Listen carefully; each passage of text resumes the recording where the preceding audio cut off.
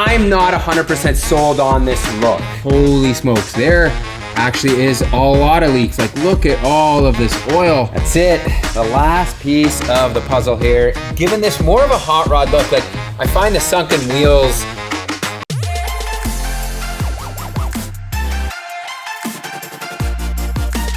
It's always been a dream of mine to own an E34 M5 ever since I was a teenager and had a poster of it on my wall. So when this 1991 BMW M5 came up for sale in 2021 for $10,000 Canadian or $8,000 US, I bought it sight unseen and I thought I got the steal of the century. But like every cheap BMW, it was plagued with problems. The front end was poorly fixed after a minor accident, the engine needed a full service, the clutch was bad, the shifter was sloppy, and so on. Thankfully, the bones of this car were good, so I proceeded to fix the M5 up to be a great driver, and boy did it deliver that 90s era BMW feel and performance. But lately, I've been finding myself not driving it much and staring at a few problems that still need attention. I don't really know why I've been neglecting it so much since it's such a fantastic automobile, but I don't want the car to just sit. I want it to be enjoyed, so I'm gonna try to fix all these small little issues and hopefully begin to drive it more.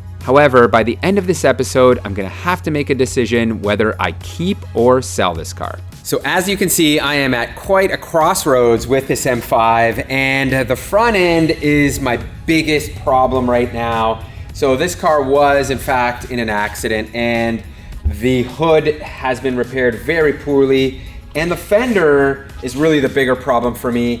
It actually, when they repaired it, they didn't fix it in terms of like pulling it out where it was supposed to be. So if you look at this side, the wheel actually looks like it's way closer to the fender versus the other side where the fender is proper and the wheel is more sunken in. And I know you can't see it when you're looking at the front, you're only looking at it at the side, but it's been bugging me like crazy. My OCD is triggered. So the first order of business is to strip the entire front end off because I do have replacement parts.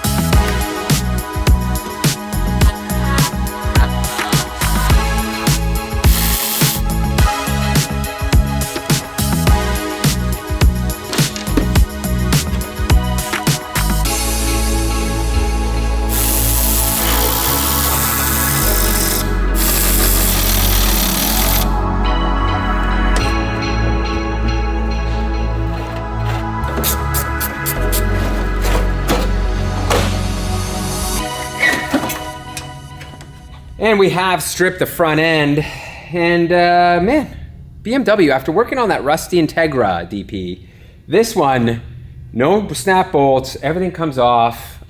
This is an era where BMW was doing things right. And you can see on this side, this is where the accident was, where that fender was dented in. And I was a little bit worried we'd find like actual damage, but you can see it was a real light hit. The chassis itself is in perfect condition.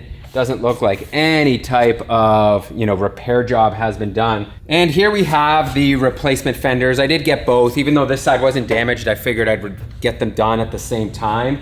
So we're gonna fit these up real quick. I'm not gonna like tighten them or anything like that. We're just gonna put them in place, and then we're gonna throw the hood on as well, just to make sure that everything fits up properly before this all goes off to paint. Fenders are in place, and this is the replacement hood. It's not easy to find this stuff, by the way, locally here, so it was a lot of work, but as you can see, it's going to line up a hell of a lot better. corners. You can see the gap here. We haven't even bolted this on. It's just gonna be perfect. So this side here, once you get this fender on here a little bit better, you can also see it looks like it's gonna line up quite nicely. At this point, I think it is safe to say this stuff can go off to paint. So the whole front end is gonna get repainted, and it's always risky because the rest of the car is silver, and I find silver is a hard color to match, but our man Richie is gonna be on the job, and I think he's gonna get this as close to great as he can. In the rear, I've also decided to make a small little upgrade, and that is to a spoiler. And this may be controversial. These cars actually look really good without spoilers. What I did is I added this small little lip spoiler, which was an aftermarket one, and I do like it. It's subtle. However, I came across this, which is a original BMW. I don't remember. I'm not sure if this was an option for M5s or like M540i's or, you know, sport E34s. However, this one, you can see BMW hex spoiler. What does that say? Hurst Phoenix AG. That's the color, maybe? Yeah, that's the color. Look at this. So I think I'm gonna cut the studs off. Really? Yes. I don't want to wreck the trunk, DP, because if I don't love the look of this, dude, I think you gotta commit. No, I don't think so. The wing game is gotta be strong, PT. I can't do it.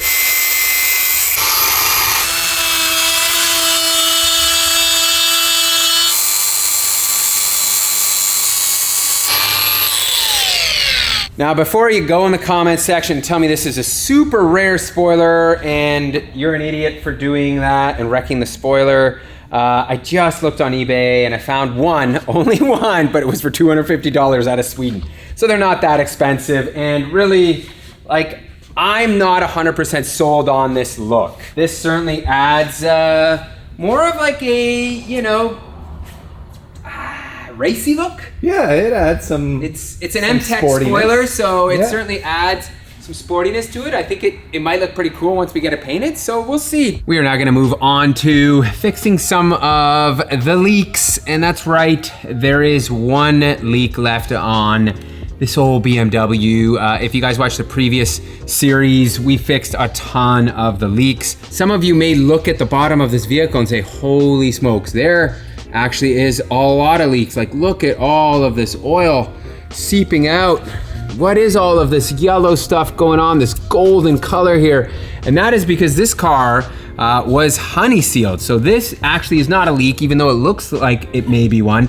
This is a coating that has been put on the entire vehicle. You can see everywhere, and it protects it. It's almost like a waxy based formula, so to speak, and you can see it does an amazing job of protecting the vehicle. There is what is basically, I think, a hard line that runs from the cylinder head down into the block. It's like a drain line, and those gaskets are known to fail. So I want to replace them. I do have a replacement set from Angry Ass. However, getting to this is a bit of a pain because guess what, DP? BMW used Allen bolts. Allen bolts. Oh, yay! Yeah, those are gonna be so fun. I'm thankful for this tool set right now. You can see these like short head Allens are going to allow me to kind of get in here. I don't know. Let's see, DP, if you can get the camera in here. I'll try. So I need to get this in here. Once I do, okay, there, it's in. Okay, that's the harder of the two. Now, as long as, that's the sound. Wow. That's the sound we needed to hear, yes. So I'm into the other one, and that is the sound of victory. Would this have worked this easy on a Japanese car that was a Canadian car? It wouldn't be leaking, Pete, so we wouldn't need to be doing this. Oh, come on now, DP. We saw that Integra. The Integras now, here's the difference between the German cars. The German cars, in my opinion, leak around like 10 years old. They start leaking profusely. Where like now, the Hondas, they're getting to a point where their seals are starting to wear out. 30 years old. At 30 years old. Yeah. So double. You got double the time. Well, triple if we're going to be honest. They're still leaking. So now, I mean, that seemed pretty easy. So now I just have to get these out and let's see what this looks like. Wow, that came out real easy, which means I bet you, yeah, this gasket is done. And there's supposed to be an O-ring here, which I'm hoping is baked into the block. So let me see if I can pull that one out of there. So this was actually inside the cylinder head. It's wedged in there, so it's not actually supposed to be on the bottom of that, which is kind of interesting. You can see there's a bunch of silicone, so it was leaking. It doesn't feel like all that bad. It's definitely like dry, but it's not petrified. And thankfully, as I said, the guys over at Angry Ass make this head oil return kit, which comes with everything. And the smart guys over there have decided to use not Allen's, but the Torx. Oh yeah. They know what's up. They definitely know what's up. We've got a new lower gasket and this O-ring. So we're basically gonna swap this all over, put it up, and I think we are gonna be leak-free here, DP. Next up on the hit list is the AC condenser. I tried to have this charged a while back and there was a loud hissing sound coming from this portion of the car. So the only thing here is the condenser, and I'm like 95% sure that's the problem.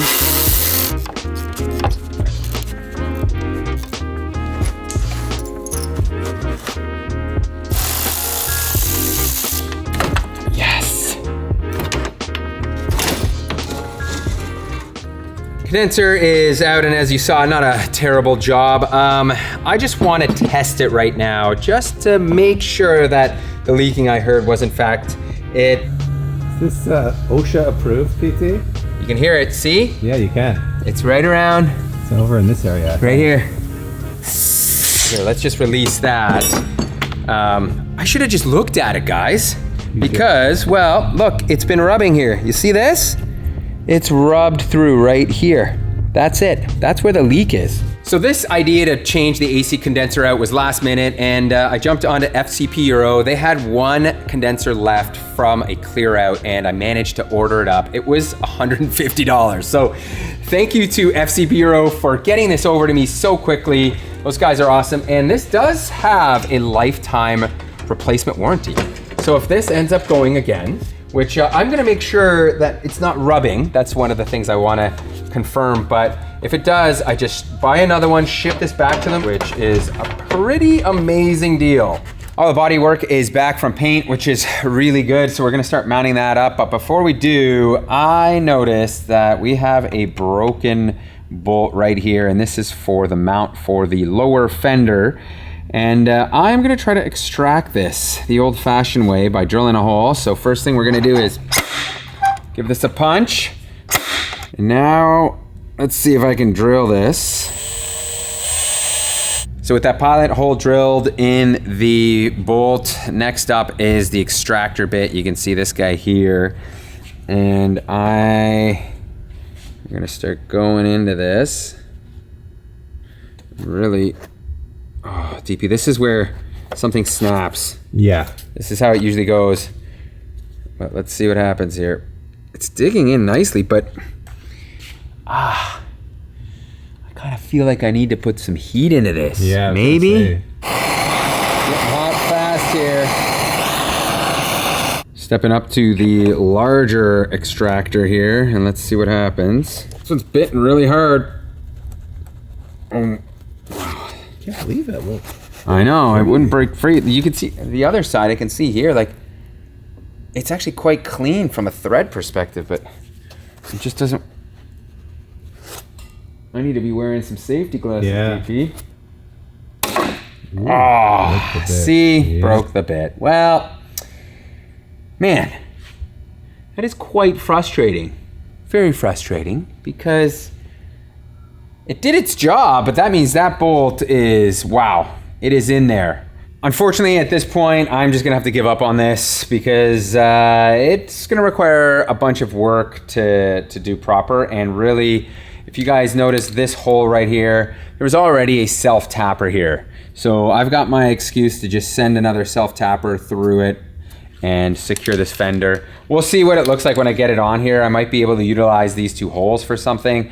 I'll look at it, but in the meantime, I'm just gonna give this a little bit of paint right here to just cover this up so it doesn't rust because I burned all that paint off, and we'll just look away, let this dry, and we'll come back to it. Here is the passenger side fender that's been painted. Our buddy Richie, looks like he did a fantastic job in terms of matching it here. Look at that, DP. It does look good. It's almost too good of a job because the clear you can see on this is so much smoother and nicer than here. This is almost, this is how I would describe this. When you take your camera and you hit the sharpen button on an image and it continues to sharpen and you keep sharpening and sharpening, this is what this paint looks like. It's almost like you can see the texture on this, where this is a proper, like, clean paint job. The thing is though, the color looks like it's, man, it's so close. Feels like it might be like a hue off, but I don't know, yeah, that's really close. it is, right? And Yeah. given the fact that we're inside under LED lights, this always is tough. Once we get this outside, I think we're gonna be in way better shape in terms of the color match.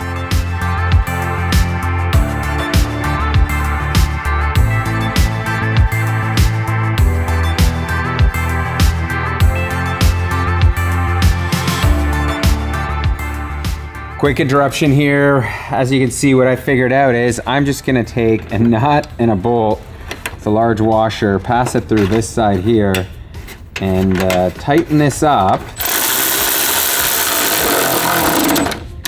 And there we are. That is, I think, a pretty good solution, and what a waste of time it was trying to tap that out there.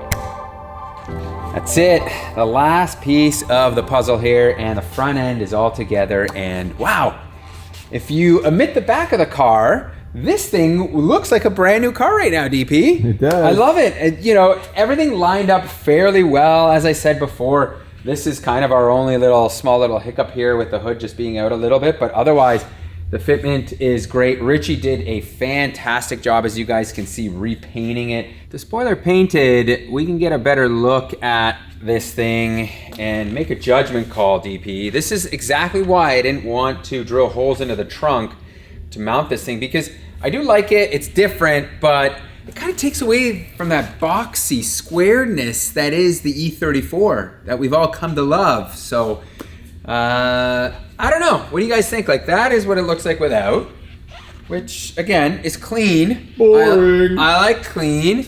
And then we put this guy on here, and it's certainly like is probably the best spoiler out there in terms of it's a race like car now, PT. Look clean at that. fitment. Look at that. It just like swoops in here, runs along down the line. It's so God. good. And if you're worried about this spoiler falling off, I have what is essentially the best 3M double-sided tape. You can see it is the best adhesion. This stuff works exceptionally well. Once this is on, it is very, very hard to remove, and I am confident with 2 strips here, that's all we're gonna need to make sure that this thing stays on. You can kind of see how it would line up, right? You want to line it up to the back edge as well? I don't want to be too far over. Like before it starts to roll? Exactly, yeah. How's the front looking? That's it. Stay on there. Feels really tight on there. Doesn't feel like it's going anywhere, which is nice. So, and if I want to remove it, now it is removable.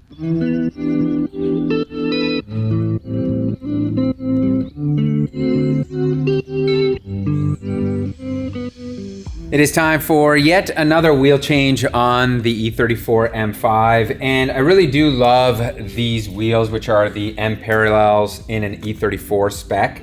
They certainly fit the car, but they're a little bit bland in a sense of like silver on silver. I don't necessarily think they do the car enough justice.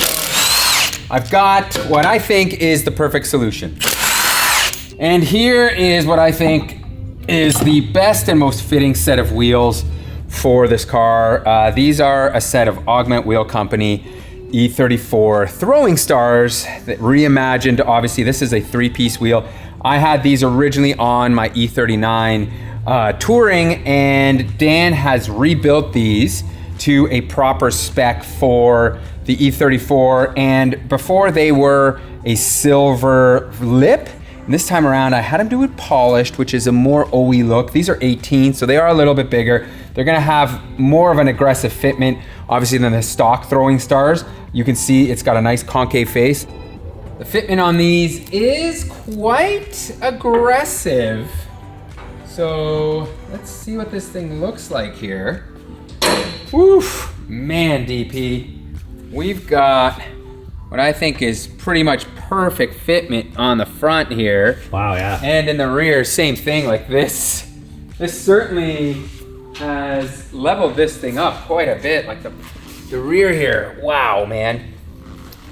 It almost looks like it could rub, but I think it's gonna be good. It's super flush with the fender. It is flush. This has given this more of a hot rod look. Like, I find the sunken wheels look more period correct in a sense. Yeah. Where wheels like these that stick out and kind of give it a more aggressive, look, they look very, very good. But the flip side is they're not as period correct in terms of fitment. So unfortunately, we have run out of time to finish this car, so I'm gonna have to wrap this episode early. But in the next one, you're gonna see me use this contraption to fine tune this engine. We've got a couple other small little things to fix up, and then we're gonna go take this thing for a test drive and see whether I fall back in love with this car or I say it's time to pass it on.